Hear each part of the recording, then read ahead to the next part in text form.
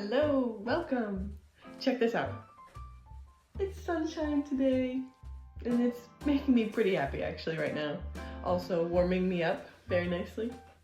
I'm pulling up my Goodreads, and then I'm drinking some water before we get started on this. But I've got 4 books to chat about today, so just give me a sec, and then we'll get to it. First up is a book called Recursion, which I read to discuss with the same friend who I read Sea of Tranquility with a while back. And this is a sci-fi book with time travel elements and 2 different perspectives that we get along the way. Now, I just want to preface what I'm going to say with, if you feel confused at the end of me talking about this book and trying to describe what was going on, first, I'm sorry.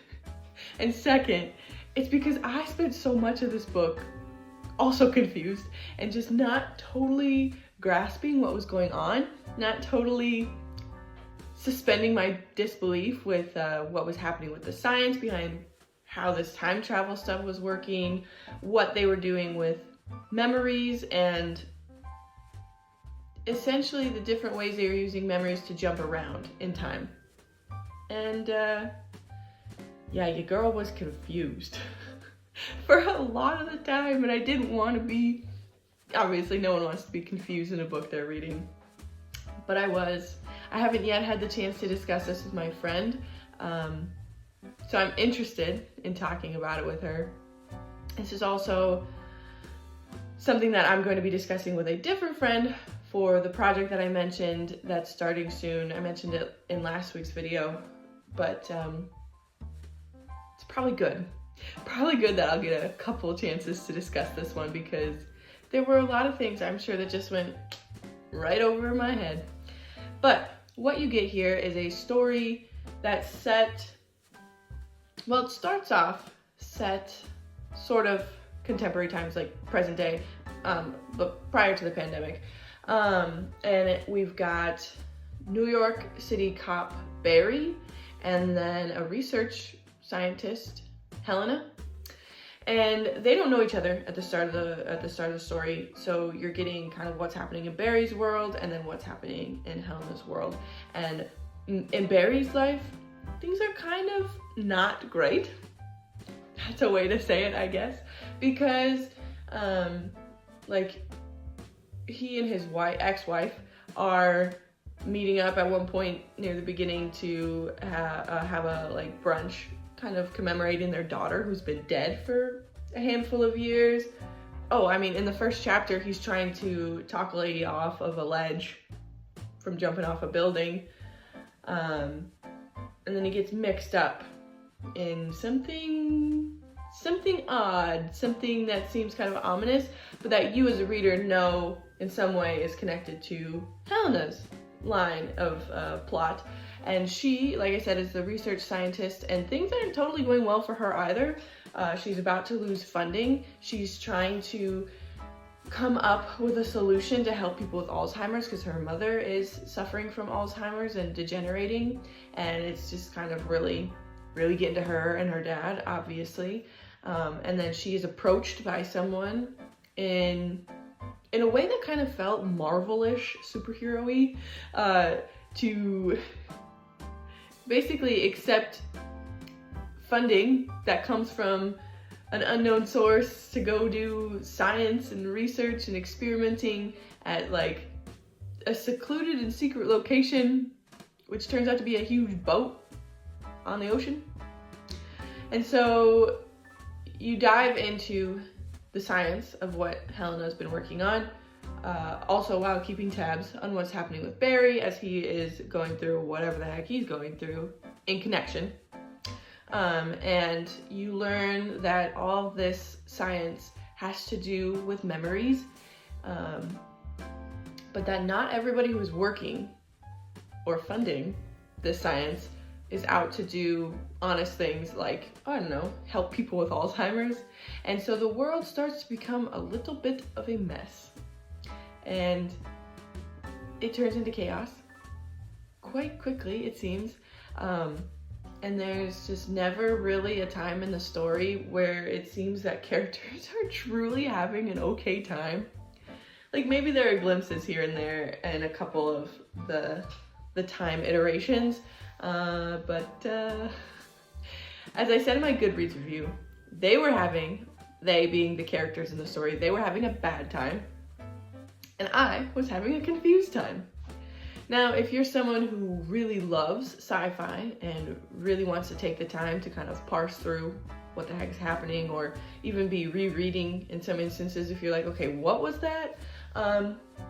This would be for you. This is your kind of read. Because it was paired with sort of a thrilling plot line where it's like, at a certain point, Barry and Helena realize that they must take action to try and stop what is happening, try and stop a certain person, try and stop a certain outcome. And so they're racing against time. And there is that factor of like tension in there, and you do want to see them succeed. And so it does really like hook you in. And if you read it and you can explain it to me, that would be lovely. But for me, I'm going to look forward to my 2 discussions that I have coming up for this book, because I think I really need them.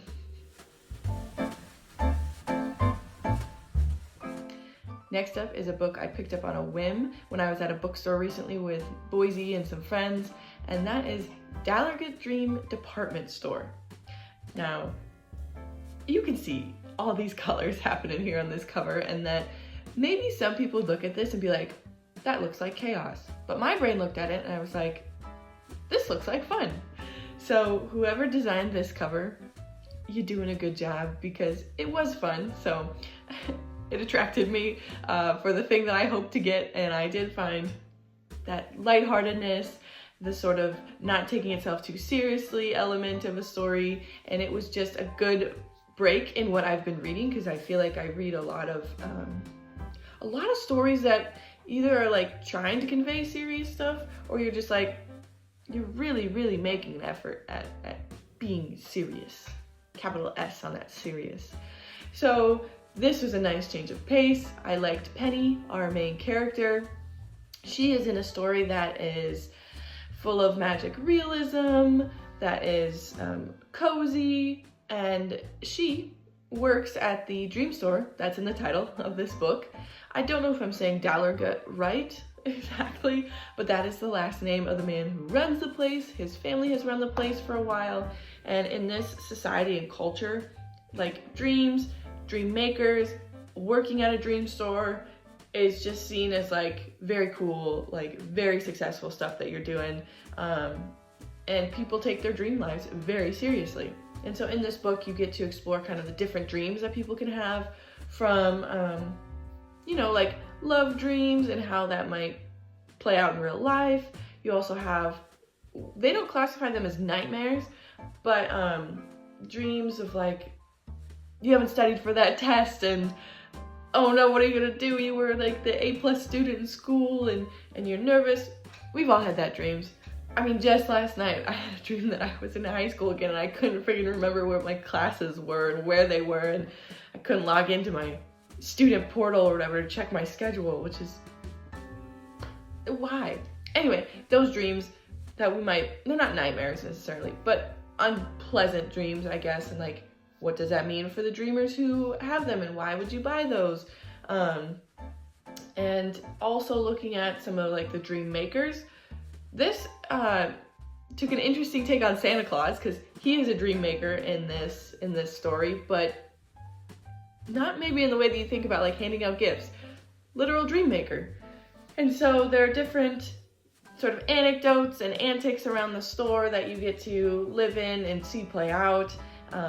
Penny's just a good little girl. She really is just excited to be at the store and learning her role as an employee and getting to ask questions about, why does this thing happen, and what about this dream maker, or whatever may pop into her head. She's a good main character because she asks those questions that we're thinking as a reader.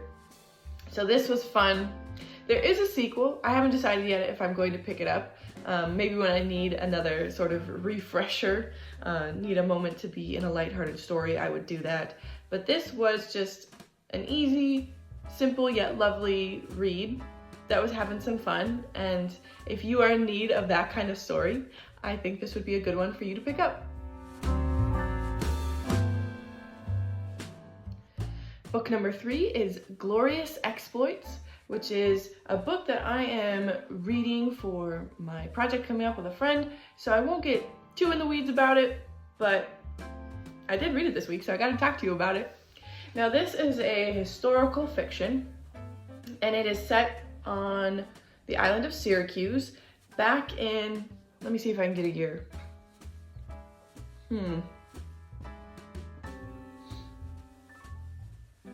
Old times, when the Syracusians, if I said that right, were at war with Athens, and Athens had come and invaded, but then they lost, and who remained of their soldiers was stuck in these quarries as prisoners, and they were obviously starved and neglected, and it was not a good time for them. But then this story has the premise of that there are two people, citizens of Syracuse, who were like, we are gonna go down into the quarries, and we're gonna bring food, and we're gonna see who knows the lines of this play that we really love. And if you know lines and you can be a character in this play, we will feed you for the entirety of play rehearsals, because guess what, folks? We are putting on a Euripides play with like authentic Athenian actors. What could go wrong? I'll tell you what, a lot can go wrong, but not until the end, and not until you're like, I did not think that was gonna play out the way that it did. But leading up to that, you know, you've got rehearsals, you get to meet the two main characters, Lampo and Gellin. Lampo is the primary like perspective that we get, and you see him have kind of a character arc, I guess. Like, he learns some lessons, he does some developing, but he's also kind of, what is the word I want to use? He's an interesting case. I'm not sure I liked him, but I do see him as having some growth, and I do think he's an interesting character to consider. Like, he's not just static. He's got some stuff going on. So if you pick this up, it might be helpful to know, one, this isn't going to be written like some classic historical fiction. It might be of like dialogue and the language that's used being reflective of that time and how they used to speak, because it feels very contemporary. So it doesn't abide by all like the stringent rules you might think of, like, okay, everything has to be exactly as it was back in the day. They have to use these words, they have to behave this way. That's not what you get here.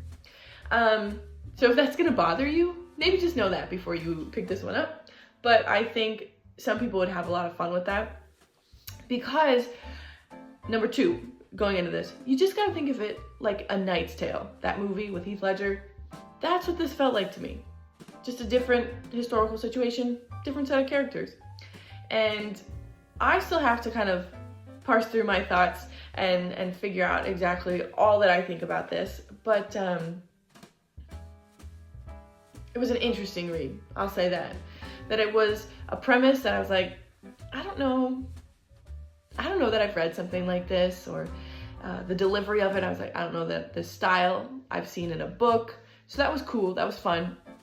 There is a fair amount of foul language. So my mom, who read this is how I found out about this book. She didn't care for that. I'm sure there are lots of other people out there who won't care for that.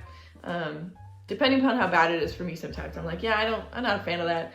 But for this one, I feel like, to just kind of skim over that, and it didn't really affect my reading of it. But just know that going into it, some people I feel like are really gonna love this one, and some people are gonna be like, I hated that format, did not like how that story was told.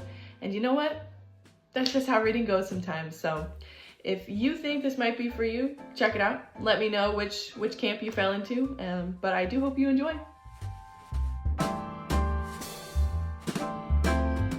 I'm ending with a book that I have loved since I was a girl, and that is Anne of Green Gables. Every so often, I get it in my head of needing to do a reread of the series, and so guess what has just kicked off for me? My reread, I'm sure, is going to be good because I love the characters here. I just adore Anne, and I adore Marilla and Matthew. I think that these stories are nothing like mind-blowing. They're rather simple and mundane, but there's something about the simplicity of it that I'm like, this is just really lovely. And I know, of course, reading them as a girl and loving the 1985 adaptation of it, that as a child obviously factors in of like, oh, the nostalgia of it, and that makes me love it. And in part, I think that does play a factor, but more than that, these books hold up for me as an adult, that I don't read this or I should say reread this and think like, oh, this writing is too elementary, or I'm not sucked in like I was to the little misadventures of Anne's days. It's just like revisiting old friends in the loveliest way. And again, I think Anne is a delightful person to travel along this story with, this series with, and it is just some good historical fiction, slice of life, coming of age. I think that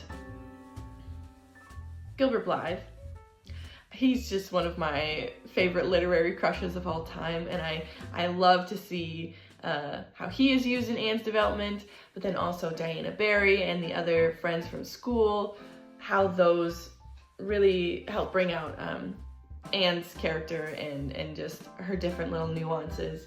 So all around, it's just a lovely story of watching Anne grow up, watching the way she makes mistakes around the house, and poor Marilla never can catch a break sometimes, but love her, love the little insights that you get even from her kind of inner emotions and thoughts that last time I read this, I hadn't really picked up on that as much. It didn't have the same kind of emotional gravity with me as it did this time, which was lovely to pick something up that's like a new reaction or response from a book that I have read a couple times now, and that every time I just find it lovely. I love these characters. I love imagining Prince Edward Island as someone who went to school in Maine. I love imagining that portion of the world. So this is an easy recommendation, especially for like children, middle grade, to be able to grow up with Anne, maybe to be able to relate to her impulsivity or the different mistakes she makes. She's just good. She's funny. She's wholesome. We love Anne. That's all. Well, that's all for this week. Thanks again for joining me. This coming week, I've got another buddy read I'm going to be starting. I got a hold-in at the library for a new book that just came out this year.